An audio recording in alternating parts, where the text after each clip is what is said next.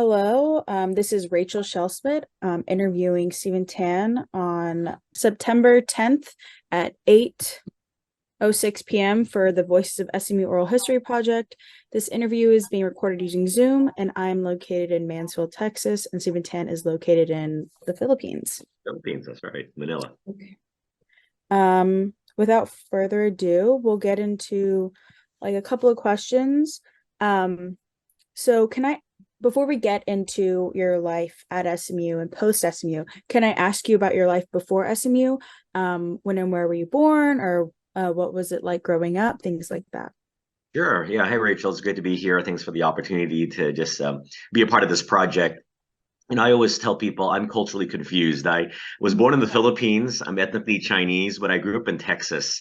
And so a mix of very unique cultures that kind of make up who I am. But our family immigrated to the U.S. In 1983. So I was about 5 years old when that happened and thrust into the kind of the U.S. culture. I'd always wondered why my parents picked Texas to settle in versus like New York or the West Coast in LA, where there are a lot of Asians. But no, we ended up in Texas, North Texas, specifically Garland, Texas. And it was funny because there were so few Asians generally that we were the only Tans in the phone book. So it was Tan and then Tanner. And so, kind of the funny story I tell is that people would call our house when people used the phone book back in the days. They would ask, how much is an hour at the tanning salon? They really thought we were a business operating out of there. So that's kind of unique situation growing up in a place where there weren't a lot of Asians, and I just remember being culturally unique and distinctive. I remember when we'd bring like brown bags to school for lunches. What my friends had were kind of typical American lunches, PB and J's, Doritos chips, and a fruit box or something like that, fruit juice box, and my mom would have like rice with adobo or rice with something else and seaweed flavored chips and a Yakult or something like that, unique Asian drinks. But so that was kind of my background before SMU. So grew up in that culture, wanted to really be a part of the culture. So, grew up playing baseball and football, trying to be an American, be very Texan, which I really enjoyed. And was able to assimilate well in the culture, I believe, but was just always looking for kind of identity. And that was a part of my story, I guess, heading into SMU was looking for a place where I'd fit at home and be accepted and just be a part of the mainstream cultural identity that made up who I was. That's so interesting to hear that you have this experience of like being in Garland and there being so few Asians around you, whereas now it's completely different. There's Yeah, in North perfect. Texas, the population of Asians is it's the like fastest growing population. So that's really interesting to hear. And you talk about your capacity to assimilate and trying to become American. Was there anything that your family did to try to retain your like a heritage, your Chinese heritage, anything like that? Yeah, that's a great question. Well, as would be the story of many kind of Asian heritage kids growing up in the U.S., we were forced to go to language school. So I remember being forced to go to Chinese school on Saturday mornings, and then being bribed to eat dim sum for lunch after class. I thought it was never fair that I had to go to classes on a Saturday morning when everyone else was playing. They tried to speak Chinese at home. We spoke a local dialect called Hokkien.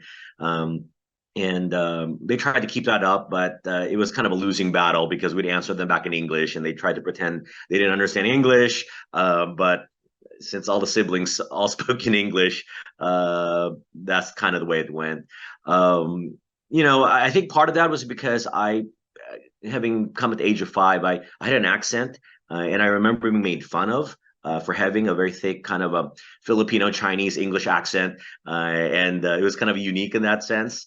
And so I didn't want to speak the language, but I think culturally, our family continued to try to keep that culture just the various traditions, the foods, and anything outside of language, I think was something that they tried to do, and which kept. And this is something that I appreciate even today now, instilling that kind of cultural Asian heritage that is to be valued and celebrated, even though we speak English at home, even here in the Philippines.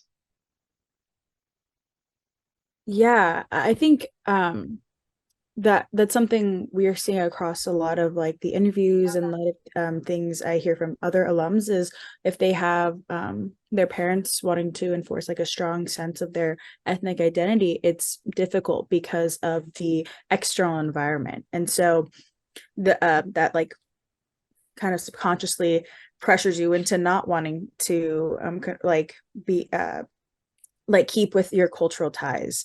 So yeah. And speaking of which, you mentioned like having an accent and then resisting speaking the language because you wanted to assimilate more. Was there anything else later as you grew up, maybe perhaps in like high school that you remembered like was a really formative moment in your like understanding of yourself and your identity? I'm trying to think. That's a great question. I think it was just kind of actually a physical perspective. I just remember playing football, and I remember hitting my growth spurt early, and so bigger than my friends, and so was able to play football. And then I guess just because of the Asian genetic realities, when all my buddies hit 16, 17, my goodness, they shot up and they were huge. My African American friends, my Hispanic friends, my Caucasian friends, and I became the smallest. And I just remember that, when you go from being one of the bigger guys in the middle school football team to one of the smaller guys, and wishing, I know there's nothing you can do about it, wishing that you could be of their size and to play at that level. And it was just something that was jarring, and then you saw less and less Asians, at least those who had played, were playing at the competitive level in high school on teams. Now I know that's changed a little bit. There are different positions for different sizes, but the reality back in those days, growing up in Garland, was tallest, fastest, biggest, and that was jarring in a sense because it was so visual. But it passed when I saw the injuries, and the reality is then we moved to other interests.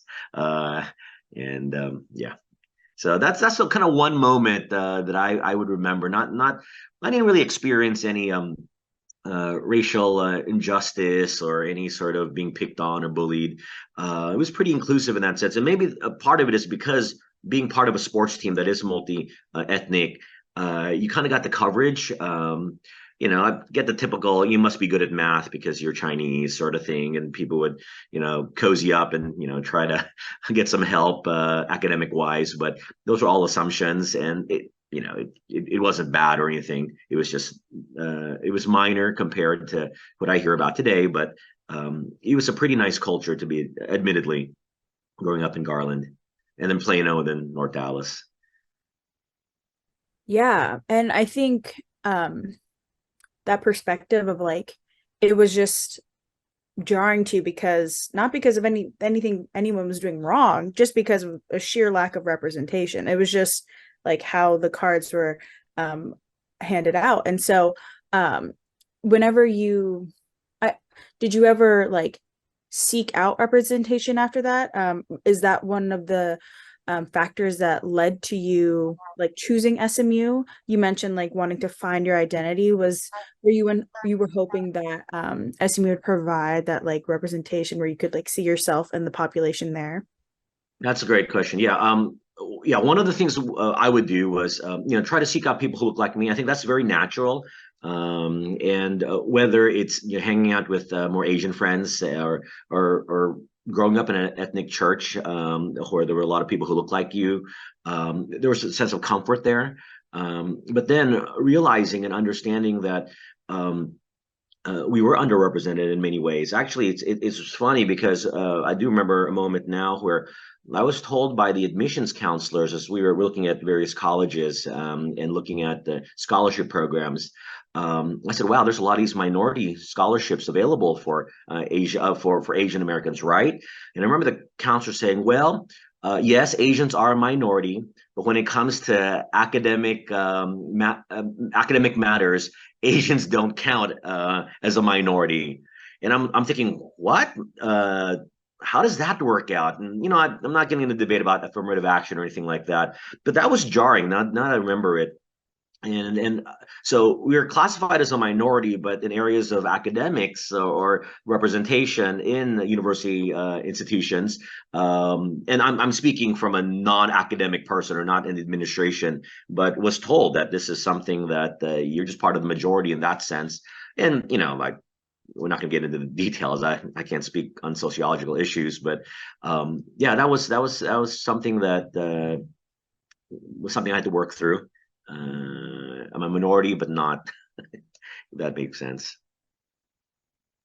That's a difficult like road to like, or difficult like balance you have to strike within yourself, like feeling being the way you feel and being told the way like um institutions run. Sure. um and I guess so. Was you'd mentioned like the admissions process and things like that. Did you, whenever you were choosing your colleges, were there any other colleges on the plate? What was the one thing that kind of like drew you to SMU?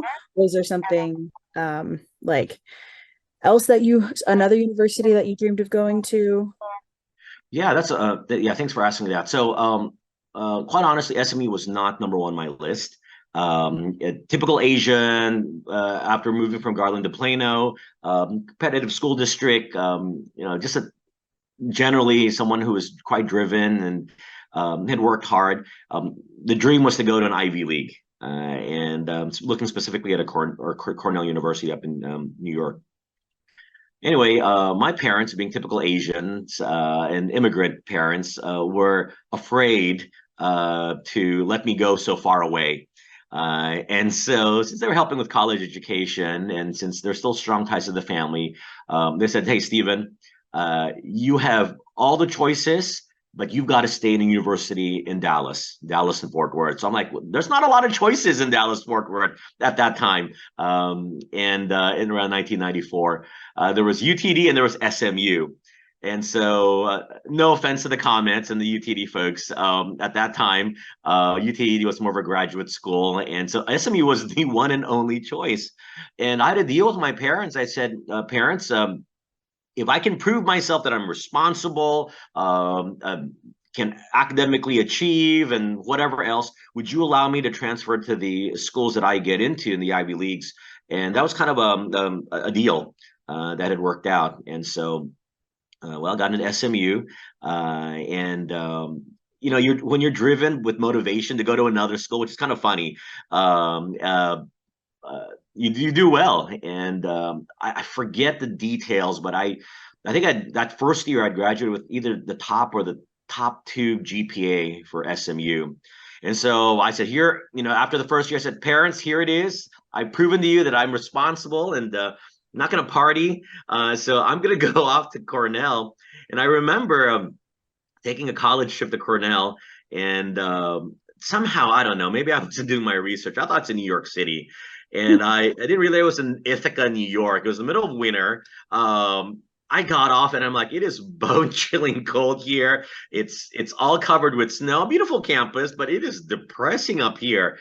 And I had to come back and say, I think Texas isn't too bad. And actually, one of the things was, I had gone to Cornell, and during the campus tour, they have these beautiful gorges that line the university, and there were these ugly 8 foot, 9 foot high chain linked fence that straddled the the edge of the gorge. And I said, to the one taking us around, I said, "Why are these chain link fence here? It should be natural beauty." And they said, "Well, sadly, we've got one of the highest suicide rates in all of the U.S. just because of high-powered, usually Asian students who come from abroad, and of course, graded on a bell curve.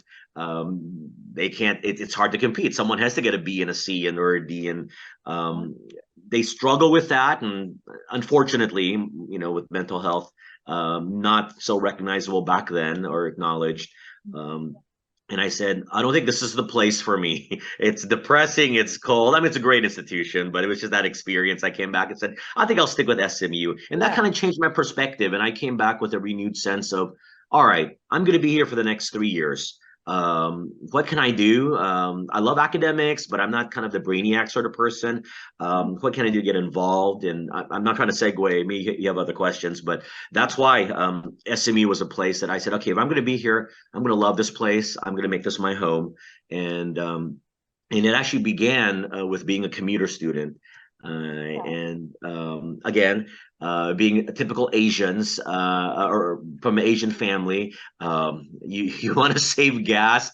We have a home in Dallas. Why would we want to have our kids stay in a dorm? And actually, when I found out, there was a lot of Asians in the same boat. Just being Yeah. parents being very practical. And I remember having to sign a waiver. There was the first year, second year waiver because people were encouraged to stay on the dorms, or actually, it was policy, just as it is today, to stay on the dorms. Um, and I got an exemption, and I found out that there was a little commuter lounge in the student center in Hugh Triggs, but it was a dump, honestly. And I'm like, wait, this place is ugly. And then began to talk to a bunch of commuter students. Again, I wasn't part of the Asian um, council or Asian organization movement. I was just a commuter student who drove from North Dallas or South Plano to SMU every day, and just got to know a lot of folks. And apparently, it was the same story. And I would say about 80 to 90%, maybe that's a little bit, about 80% of all those in the commuter students in the commuter lounge, which is what it was called, were Asians. And so it was underrepresented in the sense that no one was advocating for the commuter students. And I found out we were quite a big percentage of the university, hundreds, if not thousands, of people who are commuting in and out. And this includes graduate students. We all use this little lounge in Hugh Triggs with sofa that I believe that other departments and schools that they didn't want ended up in that little commuter lounge. And I said, this is terrible. And anyway, long story short, was able to kind of mobilize. And that was kind of my first initiative or interest in helping an underrepresented group of people in SMU to be represented. And so ran for Student Senate as the special interest commuter student representative. And so had a great time since then. And if you have other questions, I can share with you how I then transitioned into helping with the Asian AAPI groups. But yeah, so there you go. Yeah, I mean, your question's like perfectly segue because I know you're worried about not me going having other questions. No, I really want to hear about like your SME experience. Uh, to go through like your answer. First off, what was you had one of the highest GPAs at SMU your first year. What was your major? And then also to ask like what we need to get this in at one point. What year did you graduate? Okay.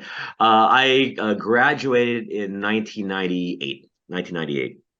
So I came in, I came in fall of 1994 and graduated spring of 1998. Okay. And I was electrical engineering and mathematics double major.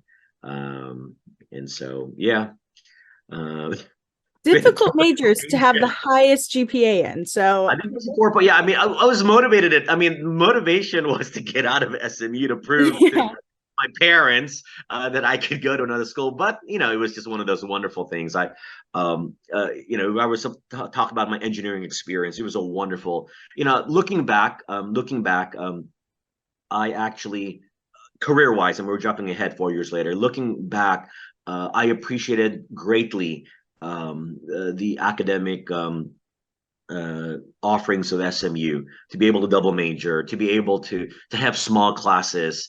I mean, SMU engineering has a great legacy of being the inventor of DRAM and partnering with TI and whatnot, and just being able to do as an undergrad, being able to publish, working with the Solid State Research Group at SMU, and so those were opportunities I think I would not have gotten if I went to another school like MIT or some other school where there were, an engineer's a dime a dozen. We were probably the smallest college, and it probably still is on campus. And that experience was great. Fast forward 4 years later, it's interesting. My own friends who went to other top 25 schools, Ivies, Duke, and whoever else, they were not able to get the same interview opportunities that I did. Not only because Dallas is a great metroplex, and people came to SMU on campus to do interviews, but the competition for the same job interview slots were a lot less. They always wondered why, for example, an electrical engineer math double major wanted to go into management consulting, and he wasn't a business major. So, Deloitte, Ernst and Young, Anderson, others were interviewing, and I got those slots. I don't think I would have had those opportunities if I'd gone to another school. But that's on more the academic side. But no regrets. My point is no regrets going in. That's why I'm encouraging my kids to consider SMU when they graduate. Yeah, I definitely have that experience. Like I have a friend who's kind of living this like same like vein as you. They're like, I'm gonna get out of here after 1 year. And then but they're slowly realizing there's like, oh, there's a lot SMU has to offer. And if I wanna like if I can get a stable, like very successful like job after this, I can get opportunities that I wouldn't have any other place. I'm getting interviews as freshmen, like all these things. They're coming to realize that too.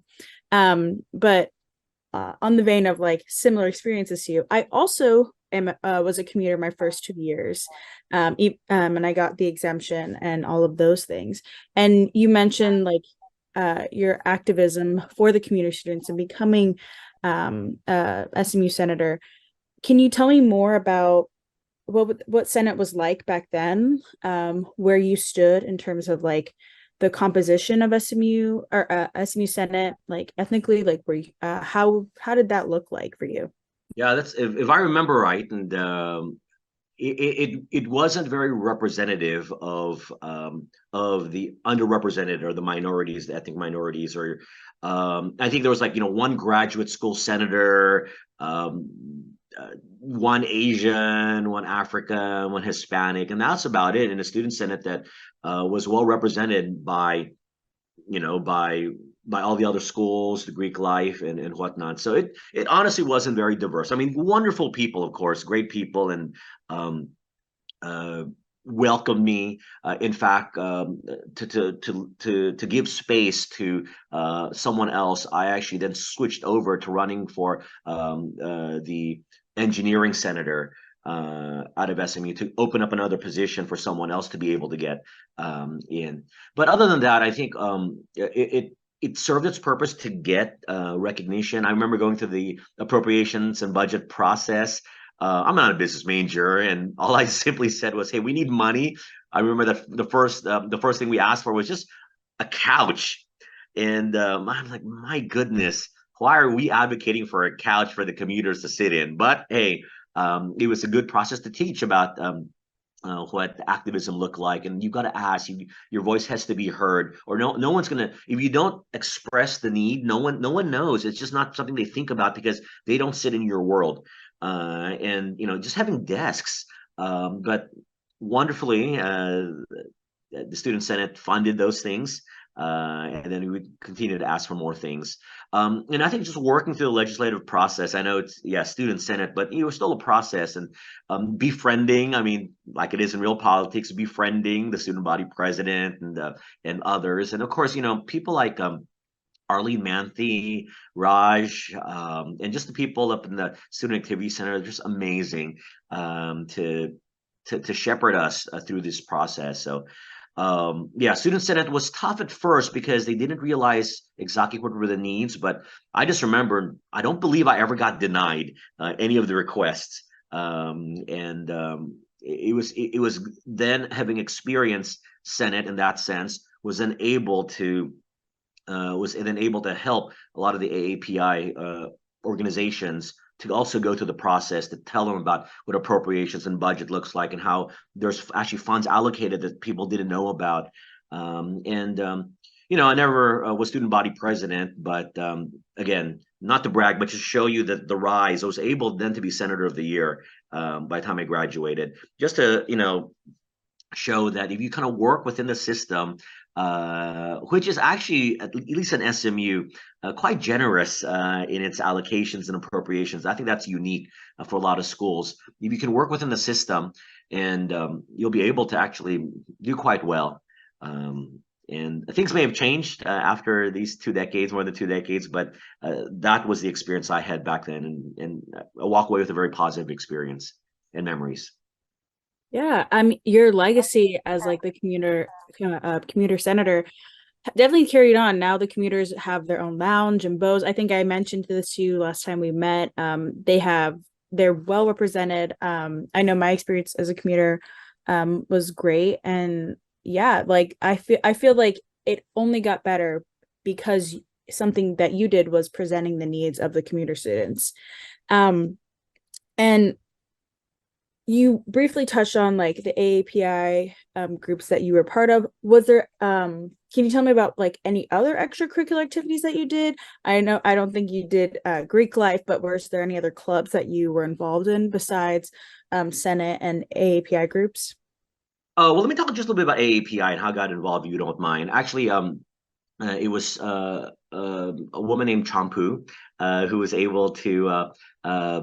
We're a bunch of guys sitting in the commuter lounge, just hanging out, and like I said, it was about 80% ethnic minorities, Asians, and Champu said, "Hey, you want to go to an ESA meeting?" I'm like, "Okay, what's ESA? Yeah, East Asia Student Organization." And back in those days. The AAPI groups were kind of all they were more disjointed. You had your ISA, Korean Student Association, if I remember, and they had good leadership, and but from my own perspective, there wasn't they weren't really working together. They may have some joint mixers or whatnot, but it was just very separate. So, ESA was very separate. And so I got invited. So sure, well, when there's always free pizza or some food, college students will go. So we went and, we just kind of sat back there. We didn't want to get, I guess, my personal road and journey didn't want to get tagged into kind of an Asian cultural group. And I wanted to be, part of the SMU community. So, commuters and engineering was still kind of mainstream versus an AAPI group. That being said, went and listened. I actually had a great time. Was able to connect naturally. Of course, a lot of people who look like me, and because they're all scattered throughout all the colleges at SMU, it's a great place to just come together.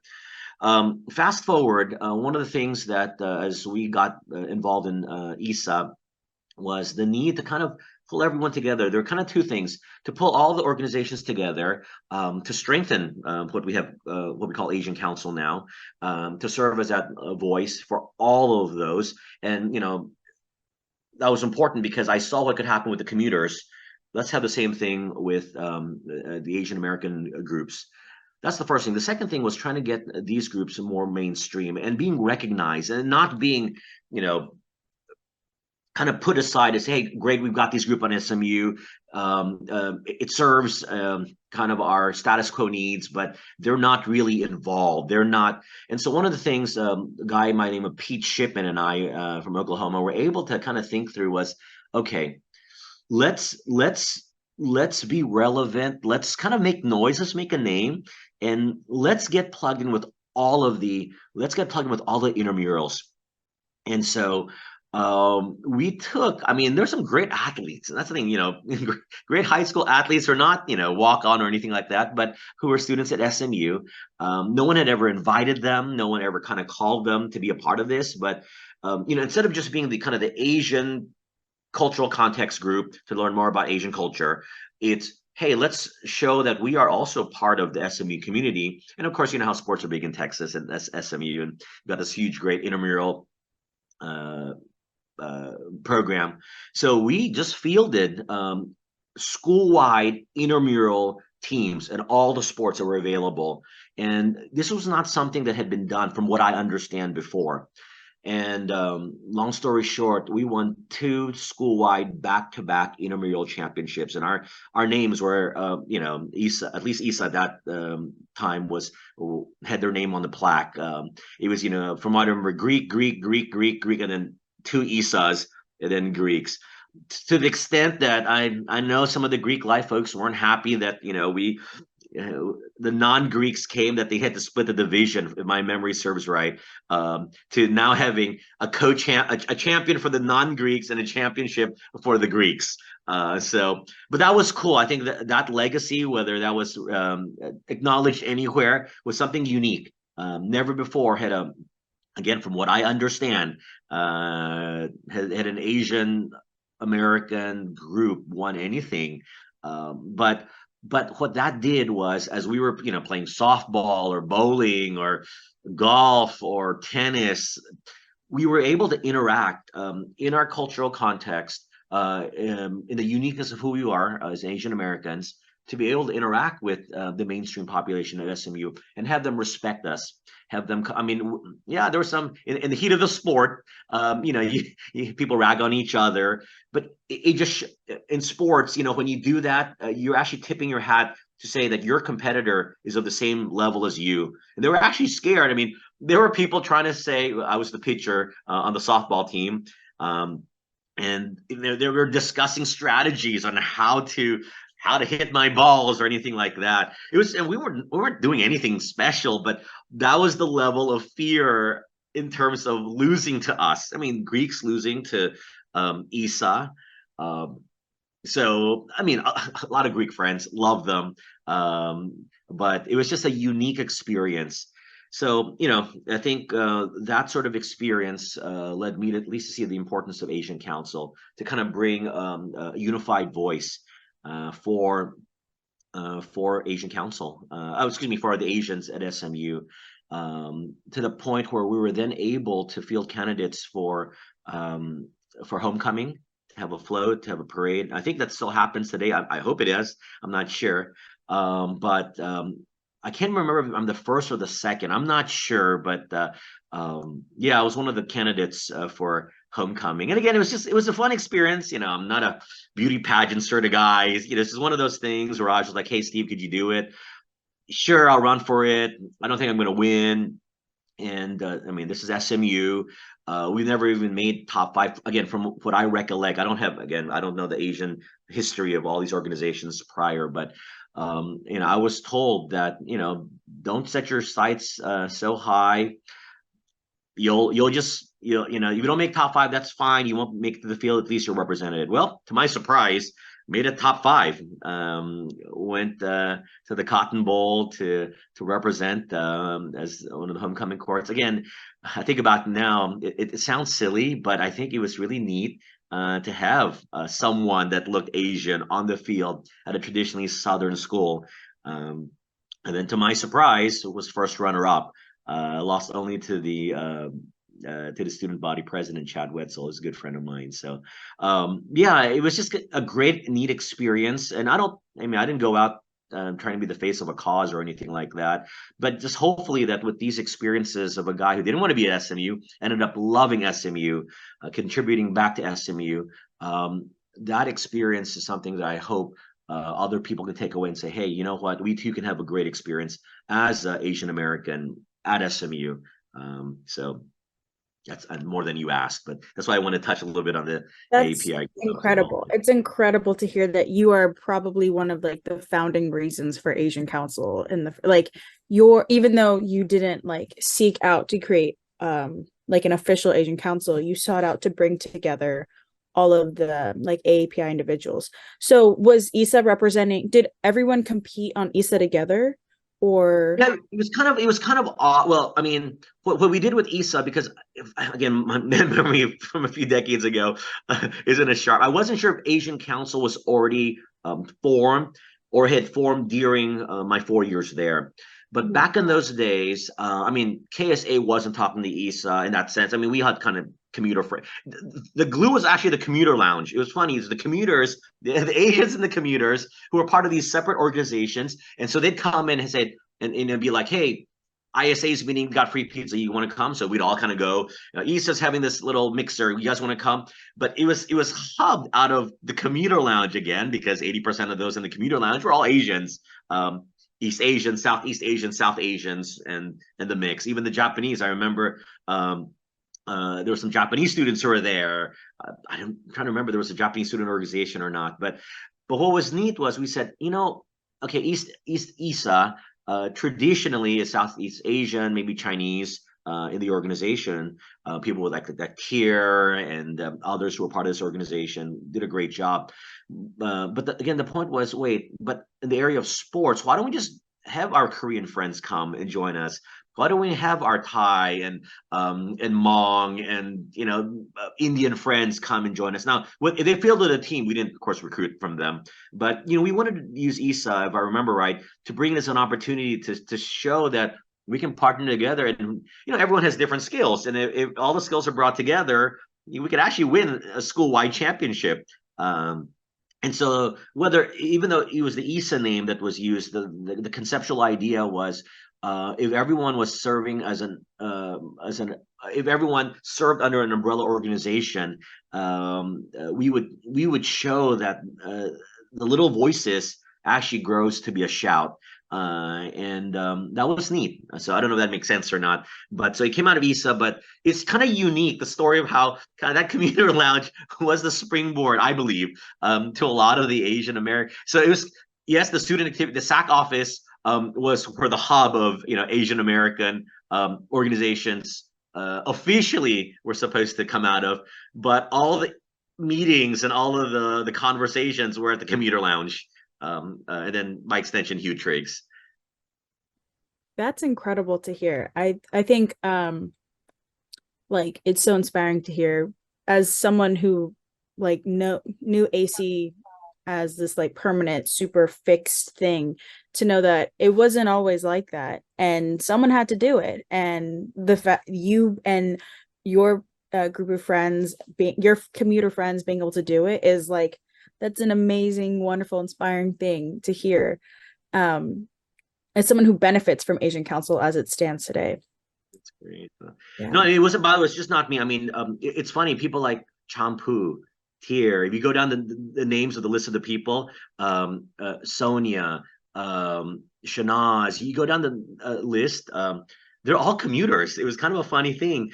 And we talked about our schools. I just wanted to put that out there. It was just all the people that I'm sure you probably may have interviewed, or my recollection, most all of them were Prashant, Prabal. Yeah, my goodness, I'm trying to remember names from 25 years ago. But these are the folks who are leaders of their own ethnic organizations. We're all commuters, and so we naturally hang out and I think if we didn't have that kind of a community area, we wouldn't have gotten connected with each other.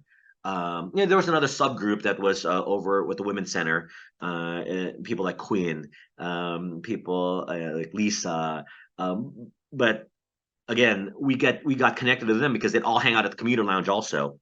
So even with Hispanic Student Organization, Mike Ramos and others, he was a commuter also. So it's just kind of really neat how people, Black Student Association, a lot of them were commuters as well. We had this funny moment where there were 5 guys named Michael that were in the commuter lounge, and they were all of different ethnicities. So I mean, we were very PC back then, but one was Black Mike, one was, because it got confusing, like which Mike are we talking about? One was Black Mike, one was Hispanic Mike, one was Chinese Mike. I mean, that's how we refer to them. But it was kind of neat. I mean, it just kind of showed you how, again, we're not promoting the commuter lounge, but it was just kind of, during that time, that nexus of time.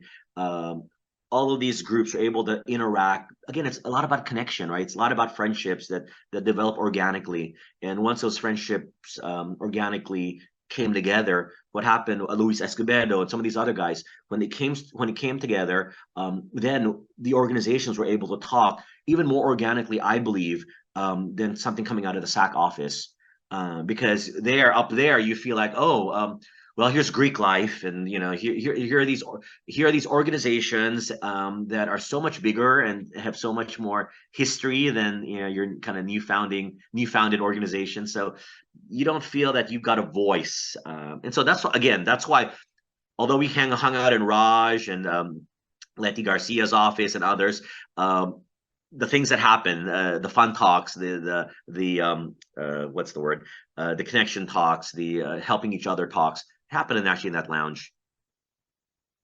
Yeah, that's wonderful to hear that like back then all of these different people from different walks of life and different like areas of SMU were coming together very organically, because that's something like even today AC and other like intercultural orgs struggle with, is finding like a common connection. And so this is very inspiring to hear as something that can happen and has happened before. I do have a question relate like two questions related to things you've just said. One touches on Asian Council in its formation. I don't know if you said you like weren't directly involved in like the actual like forming of like a formal Asian Council, but do you remember anything from that process?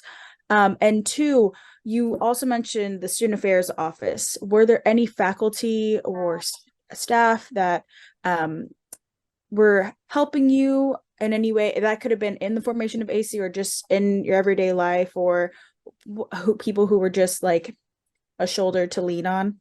Yeah, that's great. Actually, and again, I apologize. I'm trying to remember. I just remember I was vice president of Asian Council. Sonia Sethi was the president of Asian Council, and I'm trying to remember if it had already been formed, or the formation of it happened during our years. Or do you? I don't know. Do you remember the start date? Whether that's in the logs or not, I'm not sure.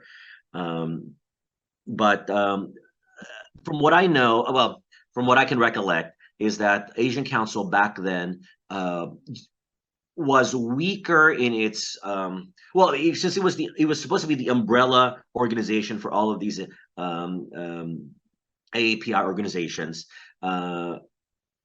because it was historically newer.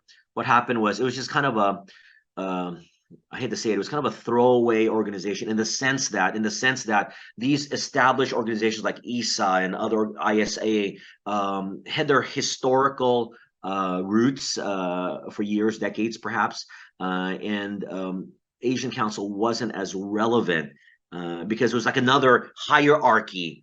But we were trying to say no.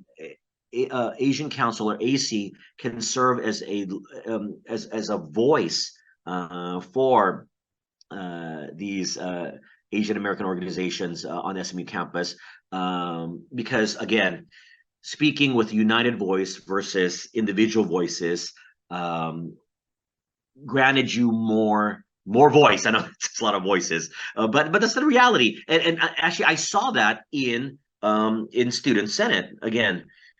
When you come and you represent only this subsegment, you're not going to get as much funding versus you come and say, as VP of AC, and I'm making this appropriations request, I'm representing XYZ ABC organization, and politics is politics. They have sitting senators. They represented all the schools. They're friends with those people, and so the funding comes because again, it represents a lot more. So to hear what AC is now, it's great. It's a lot stronger. So that was the original vision. You had people like I think one of the biggest advocates was Raj Setharaju. I think he went to a school in Minnesota, but he was, if I remember his ethnicity, he never really talked about it, but he was from Singapore. He was Indian Singaporean. I don't know. He was a unique guy, full of energy. Kind of like the Asian version of Arlene Manthe. Arlene, I love Arlene, and of course Arlene was a great advocate. I think highly of her. She was just a wonderful person. So Raj, kind of directly because he was the Asian American staff assigned at HSAC. Excuse me, student, at the Student Association office, and then of course he reported to Arlene, and Arlene was very supportive. And actually, Raj's it was Raj, I remember right. There was a Hispanic student coordinator and then a Black student coordinator, and all three worked together, and we all knew each other. Um, and they all reported to Arlene. Arlene was very supportive, and Arlene reported to Dr. Jim Caswell, who we didn't interact with as much, but he seemed supportive for that, and so he would show up at some events. But it was really Arlene and Raj that I remember being very supportive people who came alongside of us and was just a great help. And of course, Dr. Turner. Actually, a lot of the events, Dr. Turner would show up. And when I say a lot, I mean kind of the major ones. He would show up. He's a busy person. He knew me by name. He knew a lot of the Asian American leaders by name, and that's Dr. Turner. He's wonderful at that, and making you feel very comfortable and a part of the community. And at first, it was, of course, very intimidating. By the fourth year, I mean, we'd have these mixers at the president's house, and we'd go over there. So that was really neat. I had forgotten what occasion, whether that was for Senate or what, but yeah, we had a lot of time to interact with him, so that was great. So again, going back to your question, Raj really spearheaded Asian Council, its formation. Again, he saw that there were so many disparate organizations that we needed a single voice. And I remember it was him who really pushed for Asian Council to have a unified representative in things like homecoming. And so that's why he had myself represent the guys, and he had Porva Hari. I forgot her maiden name. Maybe that's her maiden name, but Porva, who now lives in Florida. Porva was the female representative as an Indian American. So I thought that was really neat, a strategic move to make. She didn't make a top five, but at least visually on the floats and the parades, that's what happened. There was some visual representation, and so AC had to prove that it was an organization for all. I believe I'm trying to remember. I believe at that time ESA was the largest organization. I don't know if it still is or not, but of course, I think some of the other organizations were a bit afraid that the largeness of ESA would kind of overwhelm them in Asian Council. But Raj was great at making sure that everyone was represented. That Asian Council really was a voice. We didn't want to have internal politics within AC because it was supposed to advocate for the larger community, Asian community. So That's really wonderful to hear about, like student advisors and faculty or staff being so fundamental to Asian Council and all of the AAPI sub-organizations. That's incredibly like I'm grateful to this person. I've never even met him, so that's wonderful. Could I ask you about, so you said you were VP of AC and then you were also involved in, you were president of ESA, correct? president of ESA? not ESA, no ESA, no. Okay, you were just like a I really was just involved very much. Yeah, yeah. so I was an AC and did the commuter lounge thing, I figure I had way too many things already, but very much involved in ESA. I would show up at ISA and other. So in those times it was just we're all friends, I know. So but officially VP of Asian Council. And you mentioned like having Dr. Turner show up at events and him knowing you on a first name basis. Could you tell me what was something you're most proud of from your time within Asian Council or ESA or any of the AAPI organizations? Yeah, this sounds self-serving, and it's really not if you know me. I'm pretty chill guy. I think being top five and being first runner-up, I know that sounds so shallow, but for a school like SMU and how they value tradition, and just having the next day the newspaper come out and having your picture and having it says Asian Council there, was just really neat. I'd never seen it before. And this is not a school on the East or West Coast, and I'm not generalizing. And SMU has done a lot of great outreaches, but just to see that, just to be on the field at the Cotton Bowl, just to be have your name as first runner up. I mean, it was just really. I think that moment more than me. It really isn't me. No one knows that stuff, but I just remember feeling so proud.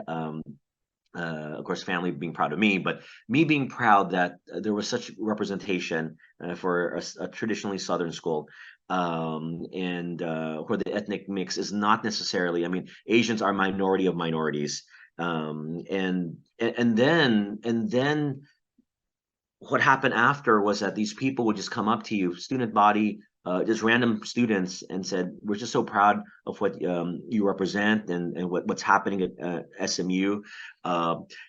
We wish you won." And I would have said a lot of things, and Chad's a friend, so. But it was just one of those things that I thought was very special. Now, I don't think it moved any one, but it was just to have that recognition, and maybe if that worked in people's heart somehow. But just to receive that congratulations, again, not an ego boost, but for the greater Asian Council. I said, Raj, that was a master stroke to try to get everyone together, because no one would have won if we didn't have that. I mean, we didn't make a top five. So again, although it seemed little, to your point, to your question, that for me was a really probably the most positive experience from an AC perspective, and just to have it plastered all over the place, even being reported the next day. First runner-up Stephen Tan, Asian Council. It's just really neat. It got the name recognition that I believe these organizations needed. And so I hope 25 years later or more that there's a lot more inclusion and representation, and on Senate, on appropriations, or just all of those student activity organizations. Yeah, I think that is no, I your answer, it almost made me like cry. Like I'm tearing up like hearing your like how impactful that was, because I know when I first heard about that, I was in awe. I was absolutely like he set such a big like milestone for the AAPI community at SMU. It was so like heartfelt to hear that you and was it the first time Asian Council had like entered homecoming, or was it a couple times? I, Maybe. I, I don't know. Am I the first Asian to be on homecoming? No, I don't believe so. No. Uh, I think there were candidates before. Again, and I actually don't know. I actually don't know. I Mhm. can't remember, but I don't think so. Because from my recollection, it was like doing things from scratch. But they could have had candidates before. Mhm. Um, I don't know how they fared. Yeah. And there may have been, like, ESA may have put in a candidate. So you'll have to fact check me on that. But again, as someone who came in, I didn't hear about, maybe because I wasn't in the AEPI groups, because my story came towards the end, or towards the half of my SMU career, or time there. But at least I didn't remember it, or I don't recollect it. And if I can't remember it, sorry to say it. Now, again, this sounds terrible, but if when I was a student I couldn't remember it, that means it didn't make quite an impact, if there were any candidates fielded. But I don't remember. That's a good question. Maybe I know you're trying to put together a history of AC. I wish I could. I can ask. I can probably try to ask Raj to get you that information. Yeah, I mean, if you were able to, we'd love to have like Raj on this. I know he's not technically an alum, but I think he's incredibly important to the Asian Council story at Sure. SMU. But yeah, and you said his name is Raj Raj Setaraju. Setharaju. Okay, He went cool. to a school up in Minnesota, from what I remember. Mhm. Again, Yes. again, yeah. Fact check me on those things, but no, he was a prime mover. Him and Arlene, at least with Arlene's approval, were prime movers in getting Asian Council set up. And again, like I said, it would be interesting to know when Asian Council was formed. Maybe it had already formed a few years before. But I believe in my 4 years there, that's when it really took off, with people like Champu and Sonia and Tier and others, people who were part of that, to see it happen. I think that was really, really neat. and then Quinn and others who kind of came up after that, Lisa and Tammy, and others. Yeah, I will definitely like go into more of this. I actually got Champu's uh contact info from Lisa, so Oh, that she's on the radar for that. awesome. Back to I guess more on the homecoming side, do you think you winning, if more students knew about it, you think it would have an impact on how homecoming is, how it currently runs? Because in more recent years, there hasn't been any like API individuals who've made it into the top five or even like gotten ahead really far. But if you think if students knew your impact with homecoming, that more API people would come together. Yeah, maybe. It was a unique mix, I think, that allowed for that to happen.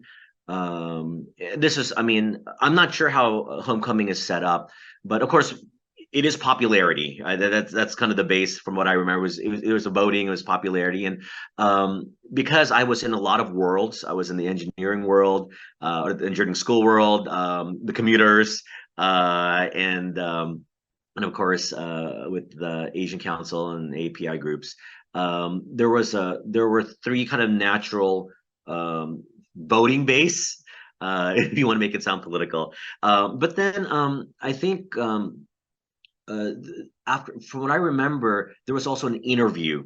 Right, if you make a top five, you get interviewed. Now, I think it would be great if part of that interview or part of that assessment was SMU looking at homecoming and looking at people's community contributions to the community. And but if I remember right, it's run out of Student Foundation, right? Student Foundation runs Yeah. homecoming, and the interview had some good questions, but uh, it wasn't again looking so many years back. I don't remember it. It's questions that were they were kind of like beauty pageant questions, to be quite honest. And I think if you kind of reform it in a sense of bringing in that person's contribution, that would serve SMU well. That their homecoming king is not simply the most popular guy or the student body president, which is often natural, or someone necessarily with Greek life, but someone who's impacting the community and to the SMU community was greater.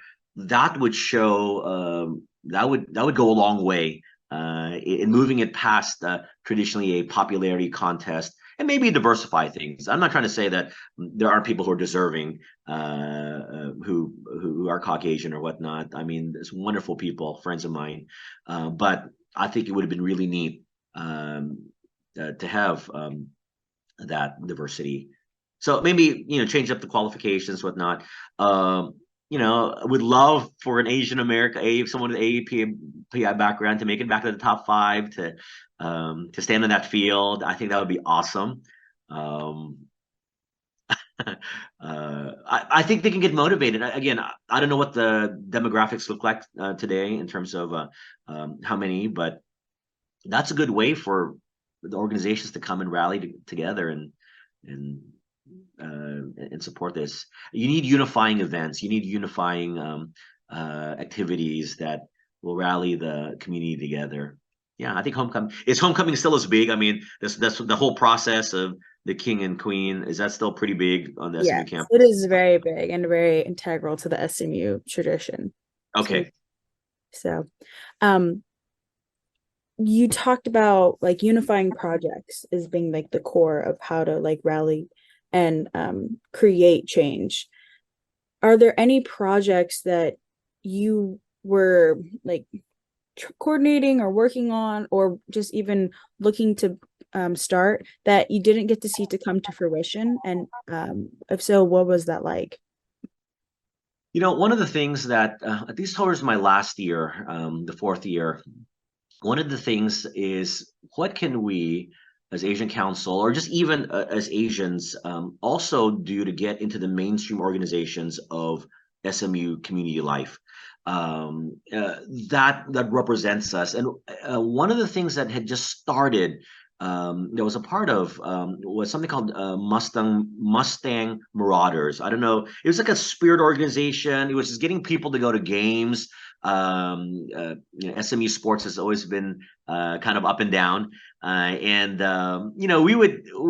were just being challenged by student affairs to be involved in creating school spirit.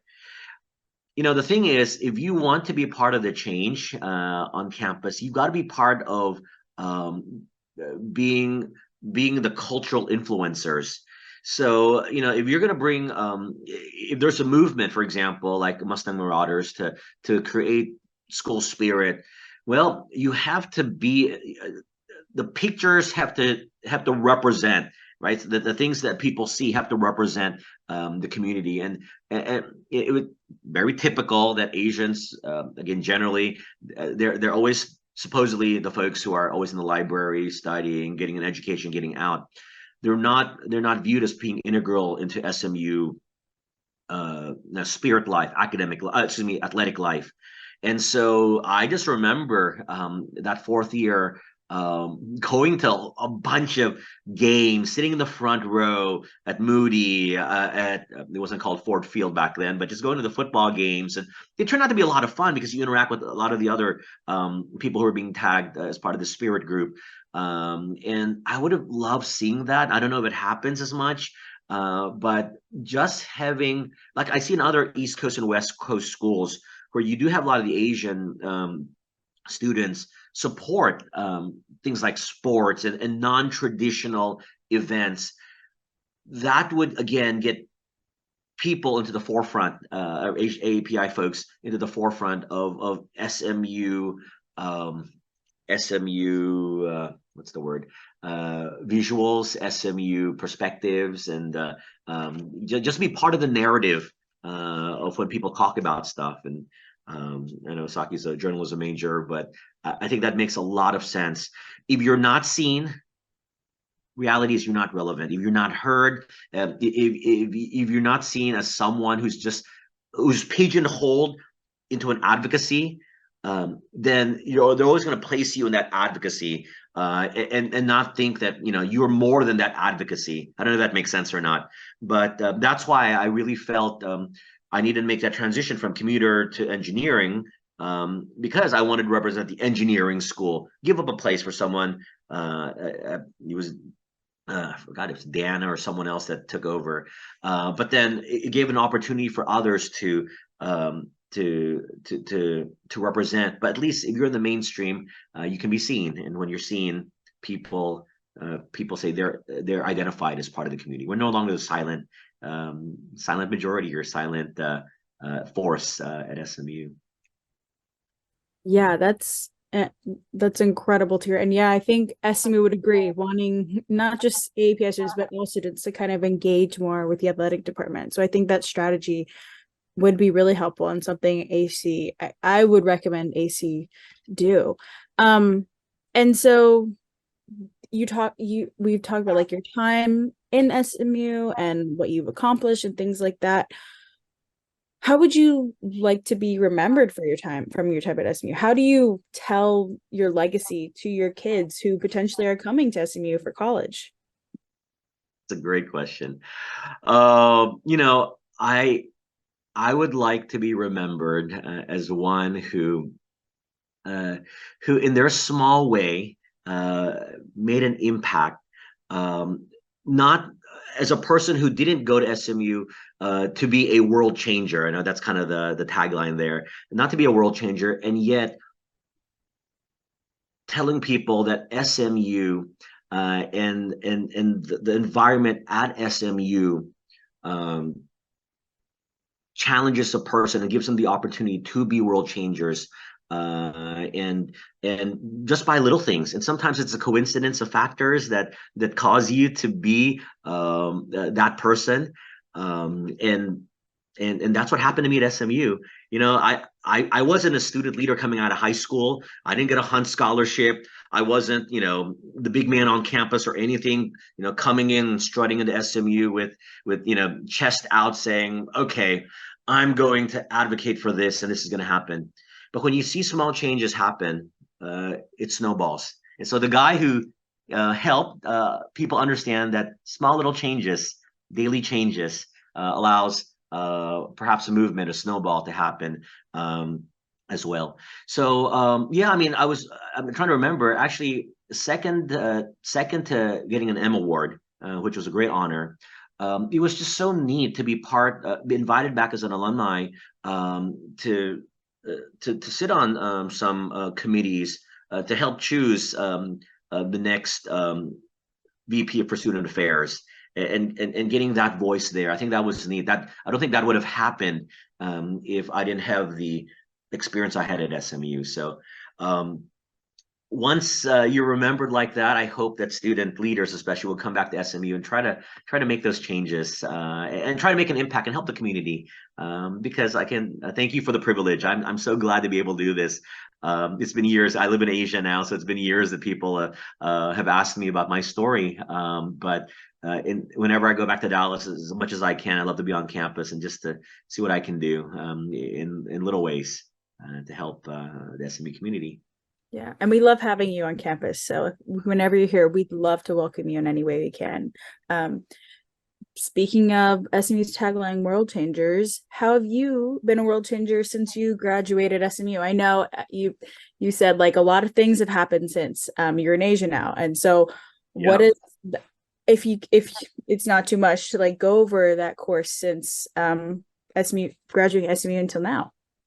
Well, yeah, that's a great question. Well, I was an engineering and math major. I thought I would be a kind of a typical engineer, go to work at Raytheon or TI, and had a great time working with the EE Department Solid State Research Group.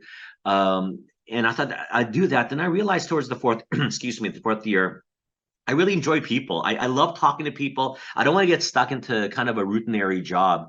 And so one of the things that during career interview season my senior year, I just happened to be walking by and someone was offering free pizza, so I went in and heard about the world of management consulting. I don't know what in the world that was. uh, how can a 21, 22-year old tell companies how to make more money? And so I said, well, I'll give it a shot. And so I put in a bunch of applications with these companies like Deloitte and Bain and McKinsey and whoever else was coming in, just taking a shot. Credit Suisse and others, not your typical engineering job, because even though I didn't come from the business school, I thought, well, maybe they can teach me some methodology. So then I went and thankfully was able to get a job with Deloitte and Touche, Deloitte Consulting, and did that for a few years. And after doing quite well, at one point was tagged as one of the highest utilized consultants, analysts in the utilization report for the state of Texas for Deloitte. Did that for a few years. Then felt a special mission call, and we can do a whole talk about my own spiritual journey. But then I realized that the Lord was calling me to be a pastor, to serve as a theologian, pastor. And so I went from engineering to business to the world of theology. And so quit Deloitte, went to a local seminary called Dallas Theological Seminary, um, uh, and came out to Asia to serve at a church and have ministries here. So it's been neat to see how God has led my path, and so I pastor a church now here in Asia. Have seen that grown, and I have a kind of itinerant speaking ministry. I get invited to a few countries to speak and to share with conferences and at churches. And so my travels have taken me all throughout Asia, Hong Kong, Singapore, Malaysia, Indonesia, China, Japan, Korea.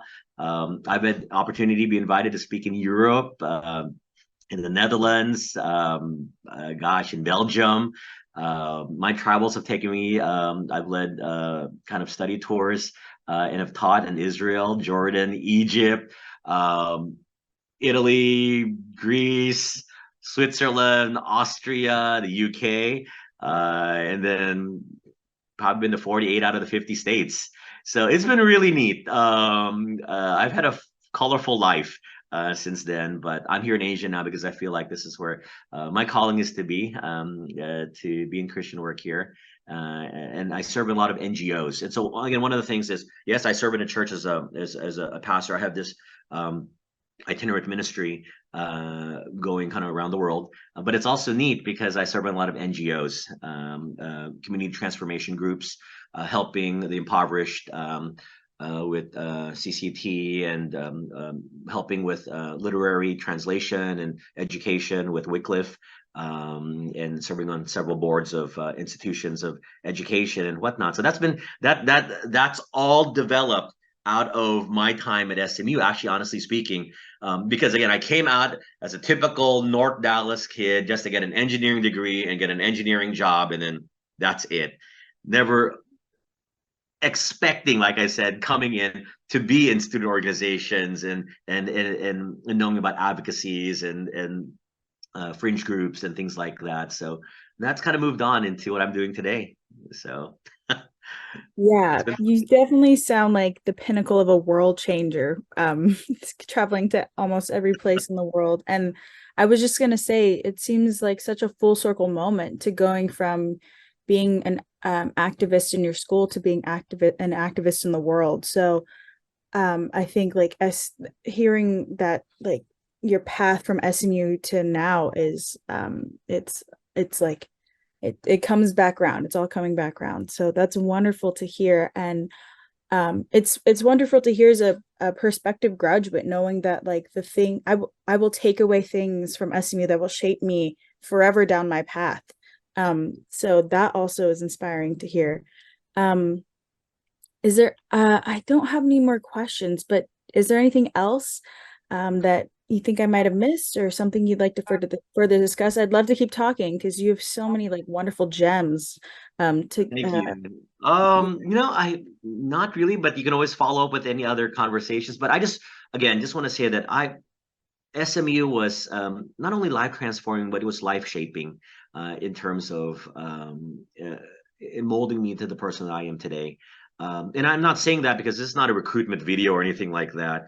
But I'm so glad I did not go to any other school that were on my list of schools to go to. I'm happy and do not regret at all my experience at SMU.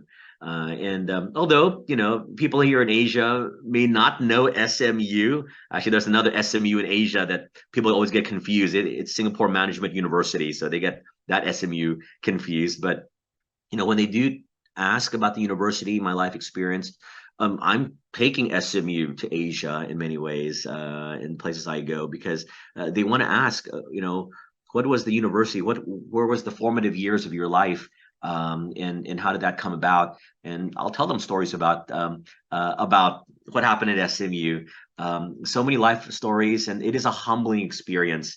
I don't yeah, I don't walk away thinking that I deserved anything of what I got at SMU. I really mean that. I'm not trying to be fake Asian humble or anything like that, but I really feel that what was given to me at SMU is something that I can only kind of repay a little bit by doing things like this. And so, yeah, pony up, and I hope people go to SMU, and I hope they will have an amazing experience like they do. And even if they don't have a similar experience like mine, their journey will be such that it will transform them, I believe, if they let SMU do that to be world changers. Wonderful. I think that's it. Thank you so much for talking with us today. You have been like it was incredible to hear from you and your story and your path at SMU and your path to where you are now. I think this is one of the most like in like awe like I'm in awe of your story and like it's gonna motivate me during the remainder of my time at SMU.